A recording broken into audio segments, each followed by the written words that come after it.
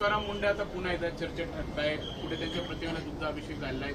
Social मीडियात अशी देखील मागणी केली जाते की मुंडेंना आता जेड सिक्युरिटी द्या. पण दुसरीकडे असा एक प्रश्न आहे की याआधी या कारवाया काय झाल्या नाहीत तुकाराम मुंडेंच्या आधी? प्रश्न नाही समजला. तुकाराम मुंडे आता धडक कारवाया पुन्हा एकदा करतायत. चांगली गोष्ट आहे ना.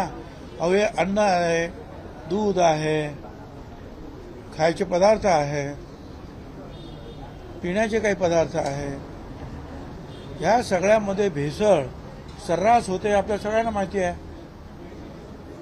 मी तर स्वतःच फोन करून त्यांना सांगितलं, बाबा या मुंबईमध्ये हे जे दूध आहे गोरगरिबांचे येते, परंतु ते जे गोरगरीब दूध घेतात ते जे मुळातलं जे दूध आहे ते जे ते काय ते इंजेक्शनच्या सोयीने बाहेर काढतात आणि पाणी टाकतात, तेही घाणेरडं पाणी, आणि त्याच्यामध्ये काय काय वेळा केमिकल्स असतं आणि त्यामुळे किडण्यांचे रोग जे आहेत वाढत आहेत आणि मुळे मला तर त्यांचं भविष्यच उद्ध्वस्त होतं. म्हणून तुम्ही याच्यावर जास्त जोर द्या काय, आणि जेवढी कडक कारवाई करता येईल तेवढी करा.